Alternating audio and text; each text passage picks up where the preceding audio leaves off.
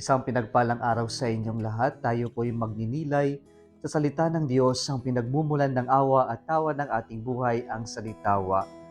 Kahapon po ating pinagnilayan ang mga nagbigay patotoo sa ating Panginoong Jesucristo sa kanyang mga ginagawang himala, lalong-lalo na po yung kanyang ginawang pagpapagaling sa mamang pilay ng araw ng pamamahinga.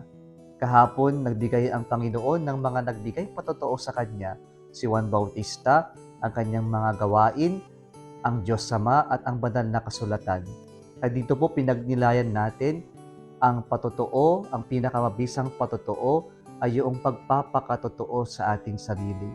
Dahil sa ating pagiging totoo sa ating sarili, ipinapahayag natin o tayo ay nagbibigay patotoo sa ating sarili at sa ating pananampalataya sa Diyos.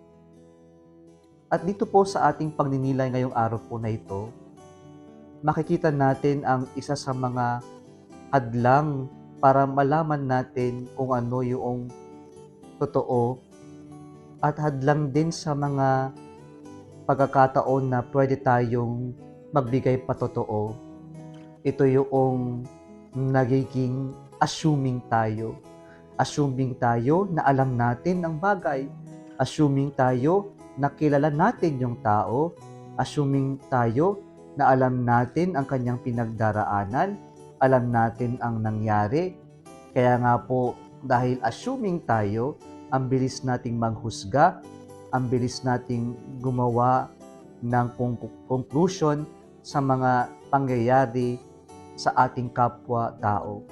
Kaya laganap po sa panahon natin ngayon yung paglaganap ng fake news o kaya naman mas tumitindi yung pagmamarites ng ibang tao o yung ating pagmamasid sa kung ano yung nangyayari sa ating kapwa-tao na imbis na alamin natin yung totoo, kadalasan mas pinaniniwalaan pa natin kung ano yung pinagsasabi ng iba kahit na hindi naman natin alam yung totoong nangyari. Kahit hindi naman natin alam kung ano talaga yung pinagdaraanan ng ating kapwa-tao.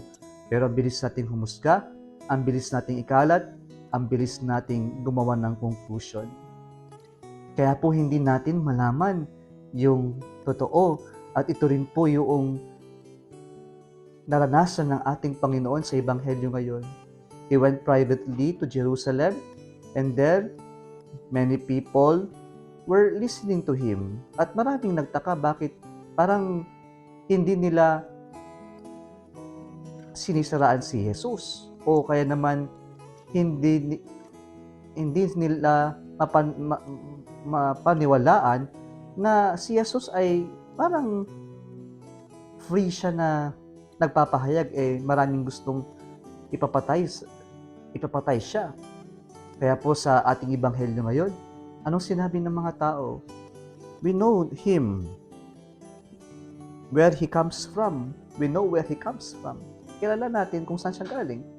Hinusgahan nila si Jesus, at dahil alam nila kung saan galing si Jesus, galing sa isang bayan na liblib, napakaliit, kaya hindi sila makapaniwala na ito ang magiging Misaya. Gumawa sila ng konklusyon. Kaya dahil gumawa sila ng konklusyon at humusga sila kaagad, inassume nila na alam nila, kilala nila si Jesus, kaya hindi nila nakita at nalaman ang tunay na katotohanan. Mga kapatid, bago tayo gumawa ng konklusyon, bago tayo humusga, nawa matuto muna tayong makinig at tingnan natin, alamin natin kung ano nga ba ang tunay o ang totoo. Muli isang pinagpalang araw sa inyong lahat.